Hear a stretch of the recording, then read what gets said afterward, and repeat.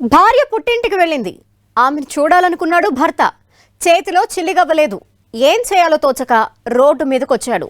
Road మీద RTC bus ఖాళీగా ఉంది. అంతే, బస్ ఎక్కాడు.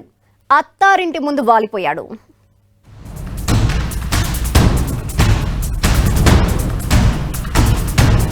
ఎవరైనా ఓ ఊరికి వెళ్లడానికి డబ్బులు లేకపోతే అప్పడుక్కుంటారు, అప్పు పుట్టకపోతే ఏదైనా అమ్ముకుంటారు, లేకపోతే చోరీ చేస్తారు.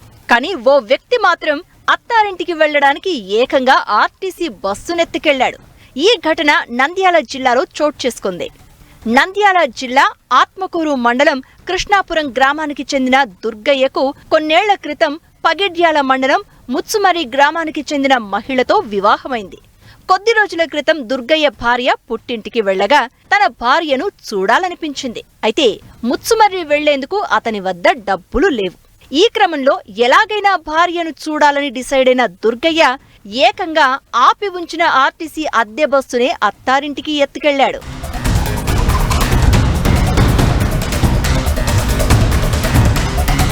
కృష్ణాపురం రోడ్డు శివారులో ఆత్మకూరు నంద్యాల ఆర్టీసీ సర్వీస్ బస్సును డ్రైవర్ పక్కన నిలిపి హోటల్లో టిఫిన్ చేసేందుకు వెళ్లాడు. ఈ సమయంలో దుర్గయ్య రోడ్డుపైకి వచ్చాడు. ఆర్టీసీ బస్సు ఉండడాన్ని గమనించాడు. బస్ ఎక్కి తానే స్వయంగా నడుపుకుంటూ వెళ్లిపోయాడు.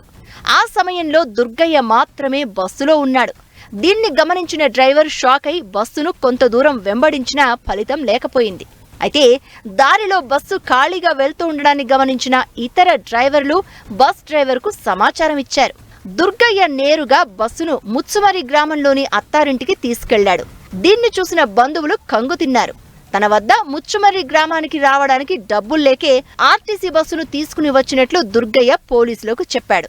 అతని సమాధానం విని షాక్ అయిన పోలీసులు విచారించి దుర్గయ్యకు మతి స్థిమితం లేదని తేల్చారు. ఈ క్రమంలో బస్సును ఆత్మకూరు పోలీస్ స్టేషన్కు తరలించి ఓనర్లకు అప్పగించారు.